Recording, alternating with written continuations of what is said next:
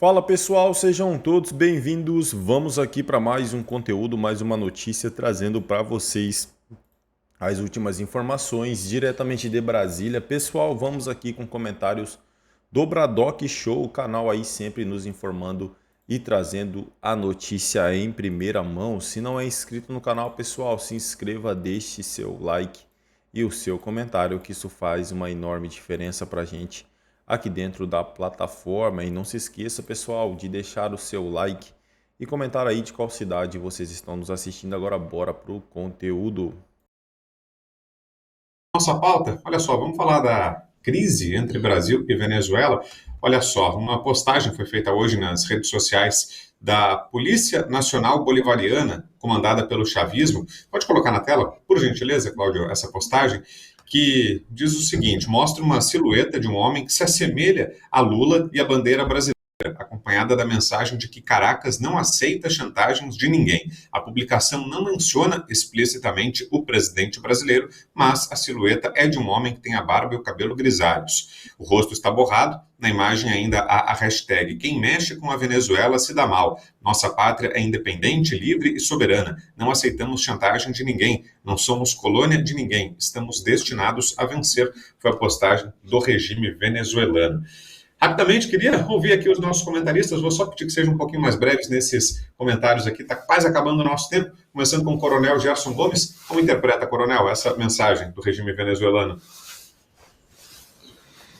Eu vou dizer assim, se fosse o Girão, o nosso articulista das frases de efeito, né, que é o Serrão, ele diria alguma coisa assim: nessa disputa entre o Maduro e o Lula, eu torço pela briga, né? Eu torço pelo recrudescimento aí dessa disputa. Por quê? Porque, claro, existe sempre a possibilidade dele, em algum momento, boicotar todo esse esforço que o Brasil tem feito nesse momento de revigorar ali o Foro de São Paulo com Lula, o PT tentando apoiar e o Lula se segurando ali com a Nicarágua e Venezuela, Cuba e Bolívia sendo aceitas no BRICS e, ao mesmo tempo, o Brasil tentando fazer essa contenção. Mas, na verdade, eu vi as falas do Luiz Felipe lá diante do Celso Amorim. Eu creio que, inclusive, seria bem interessante ele trazer alguns desses pontos para a gente, mas o que eu digo é o seguinte: hoje o Brasil está pagando o preço da política que foi feita nos governos Lula 1 e esse retorno da quadrilha, como disse o nosso vice-presidente, ao local do crime, é extremamente comprometedor, não só para o PT, mas para o próprio José Dirceu, que agora foi descondenado. Existe muito dinheiro no Panamá, existe dinheiro que foi para o exterior, existe uma operação que está sendo feita na Europa hoje, em Andorra, que se descobriu mais dinheiro ainda da Lava Jato. Então, apesar do Gilmar Mendes, do próprio Toffoli, até mesmo do advogado de Lula, que foi para o Supremo Tribunal Federal para desfazer tudo aquilo da Lava Jato, a gente sabe que lá na Venezuela eles conhecem a história toda. Talvez o Serrão saiba melhor do que ninguém como eles passam essas mensagens subrepetícias dizendo para o Lula o seguinte: olha, te cuida. Funciona assim: se você copiar 10... Sabe do dinheiro que você recebeu do narcotráfico, que o Hugo Carvajal aqui nos Estados Unidos já falou para Elisa Robson, publicou livro. Então, nós sabemos da tua história, Lula. Se cuida, porque, de repente, parte disso pode vazar e você se ver em dificuldades, aí até mesmo internamente. Então, eu torço pela disputa, como diria o Serrão, nessa briga, que prevaleça ainda mais o recrudescimento dessa disputa entre os dois. Fala, Serrão. Olha, do jeito que a coisa tá, daqui a pouco o Itamaraty vai ter que pedir a ajuda do Irã e da Rússia para dar uma pacificada nessa briga. Irã e Rússia são aqueles parceiros que o Luiz Felipe da pouco falou que o governo Lula resolveu ter, né? Recebemos aqui a fora do navio iraniano, uma história que até hoje não foi explicada direito. Lula toda hora fazendo elogios maravilhosos ao Vladimir Putin, né, exagerando na dose do puxa-saquismo internacional. Lula, que foi companheirão do Maduro no Foro de São Paulo, mas agora estão brigados. Essa briga é perigosa. Esse cartaz aí foi ameaçador. Aquela silhueta ali, com certeza, não é a do Jair Bolsonaro. Não parece a do Jair Bolsonaro. Então, A coisa ficou esquisita para o lado do companheiro Stalinácio e o coronel foi na veia. Maduro sabe de muita coisa sobre Lula, Dirceu e outros mais. E se isso vaza, por exemplo, na mídia internacional, como é que fica a situação do já desmoralizadíssimo governo brasileiro? É guerra e vamos até esperar pelo pior. Já pensou se a Venezuela de repente declarar uma guerra ao Brasil? Meu Deus, os melancias vão desesperar. Diga, deputado. Olha, a gente tem que só especular, porque o Lula foi muito amigo do Maduro durante muito tempo, assim como na Nicarágua, muito amigo, sinalizou amizade profunda, quando estava lá perseguindo o padre na Nicarágua, quando o Maduro estava quebrado, recebendo apoio da Rússia e do Irã, e o Lula foi muito amigo, muito favorável, muito alinhado.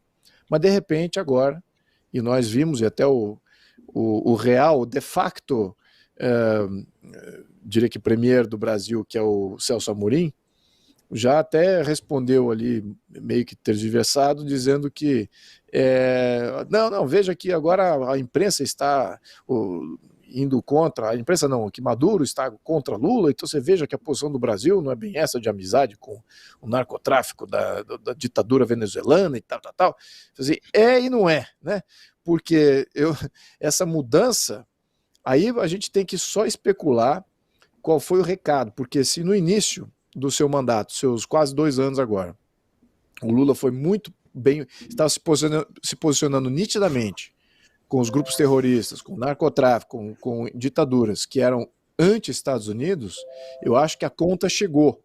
A conta chegou e quem é que está batendo na porta, cobrando? É o Deep State americano. É o Deep State americano, são as agências que detêm de fato também influência no Brasil, são os donos da internet no Brasil, são os donos de uma série de acordos internacionais e que eles empurram através de outros agentes, eles tiram jogadores de cena no Brasil, eles não querem que o Brasil se arme e se defenda. E ao mesmo tempo, quando o Brasil começa a se alinhar com esses países rivais, sem ter um plano nenhum, veja a imbecilidade, veja se o que eu estou dizendo é verdade, e eu estou conjecturando aqui essa possibilidade, tá?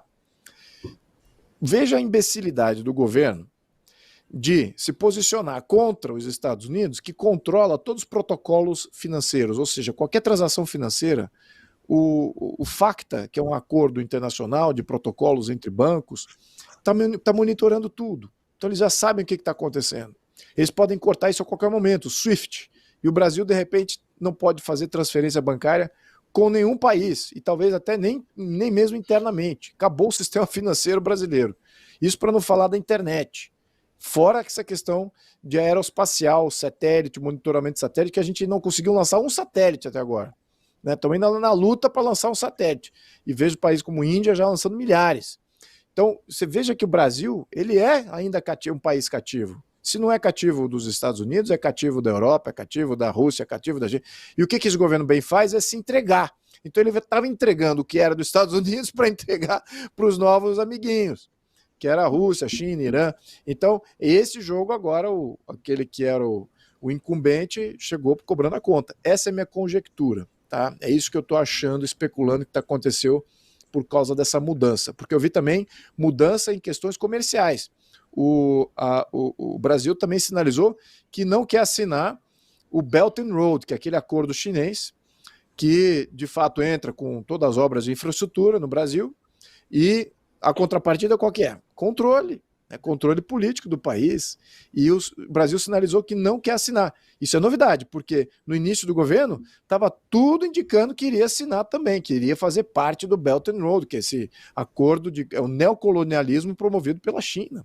Então veja como eu estou falando aqui de relações exteriores, é um pouquinho mais complexo, tem camadas aqui de análise que a gente precisa de um programa só exclusivo com relação a isso, e o Coronel aqui, o Jorge Serrão, são excelentes analistas desse tema também, e se vocês levantarem esse tema mais uma vez, por favor me convidem, tá?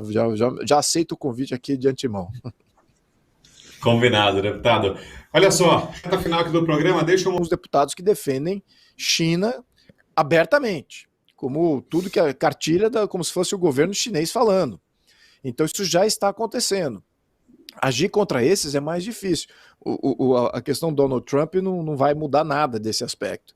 Então isso é uma luta nossa, e tem muita luta nossa ainda pela frente. Agora, onde pode ajudar é sinalizar que se os Estados Unidos está em desacordo com o que está acontecendo no Brasil, como o judiciário do Brasil está agindo, e como, ao menos, a política está se desenvolvendo, lembrando, tem a questão judiciária, mas também o governo brasileiro ele está tomando decisões de parceria com os maiores rivais geopolíticos dos Estados Unidos. Você imagina que Cuba não é relevante nesse jogo geopolítico. Cuba já sempre é uma pequena ilha.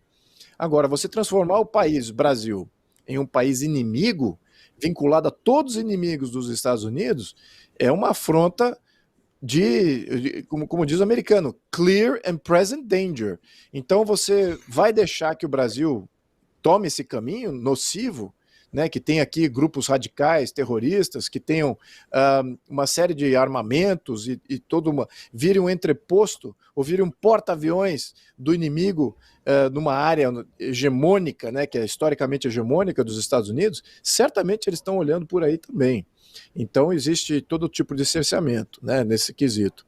É claro que eu acho que a nossa soberania é o que está em jogo aqui, e o coronel sabe muito bem minha posição com relação a isso. Eu não sou favorável que nenhum país intervenha no Brasil, que nenhum país tenha essa influência ou capacidade de subversão do Brasil. Eu quero ver o Brasil independente, completamente soberano, e que a nossa representatividade, as nossas instituições, a voz da nossa democracia é essa que seja a maior de todas, essa que seja a soberana. E o que temos, infelizmente, é um grupo criminoso que joga fora da lei. Então, como que uma justiça da população certa, correta, idônea, vai confrontar um grupo criminoso que hoje detém todo o poder do Estado? Essa que é a visão que está se criando aqui. É como é que a população desarmada, desprotegida, completamente fragilizada dos seus direitos, vai encampar agora um sistema completamente tomado por grupos criminosos e interesses internacionais. É isso que temos no Brasil. Então temos que enfrentar isso de acordo como a situação se apresenta. Não pode achar que dá para negociar como diz o Churchill, não dá para negociar com o tigre quando ele está com a tua cabeça dentro da boca dele. Então é isso que a gente está fazendo, e perpetuando o tigre. Então a gente tem que começar a enfrentar esse tigre em algum momento. Acho que o Donald Trump ele vai dar uma boa ajuda, mas a luta ainda é nossa, viu? Tem muita coisa interna que precisa ser resgatada, e muita luta interna para a gente mudar as instituições que criaram esse estado de coisas que nós vivemos. Não podemos ter nunca mais esse estado de coisas surgindo no Brasil. Uma ditadura como essa está surgindo no Brasil. Não podemos mais ter isso no nosso sistema político. Então, a briga é conosco. Eu parei de pagar o ChatGPT e eu tive resultados muito... É isso aí, pessoal, e vamos aqui para mais uma notícia. Dólar atinge quase 5,80, influenciado por contas do governo Lula e cenário eleitoral dos Estados Unidos. A demora do governo do presidente Lula em anunciar novas medidas para controlar as contas públicas e a possibilidade de vitória de Donald Trump nas eleições americanas estão impulsionando o dólar, que até quarta-feira acumulava uma alta de 19,4% no ano. Nesta quinta-feira, o câmbio chegou a 5,78. A desvalorização do real intensificou-se a partir de abril com a Lei de Diretrizes Orçamentárias de 2025, segundo William Castro Alves, estrategista-chefe da corretora Avenue. O risco fiscal brasileiro aumentou apesar da desvalorização global do dólar. A falta de cortes de gastos e o cenário político nos Estados Unidos ampliaram a pressão sobre o câmbio. Na terça-feira, o ministro da Fazenda, Fernando Haddad, afirmou que não há data definida para o anúncio de cortes, aguardando conversas com o presidente Lula e o Ministério do Planejamento. Após essa declaração, o dólar atingiu 5,76, maior cotação desde março de 2021. Tentando conter o impacto no mercado, Rui Costa, ministro da Casa Civil, assegurou que o governo tomará medidas para adequar as despesas ao arcabouço fiscal, afirmando que quem apostar contra o Brasil vai perder. Haddad reconheceu as preocupações do mercado e afirmou que o governo pretende apresentar uma proposta sólida que seja compreendida pelo Congresso. A equipe econômica da Casa Civil já teriam alinhado algumas medidas de corte e as propostas devem ser submetidas à análise jurídica com expectativa de apresentação como emenda constitucional. É isso aí, pessoal. Se não é inscrito no canal, se inscreva, deixe seu like e o seu comentário, que isso faz uma enorme diferença. Desde já agradeço, valeu.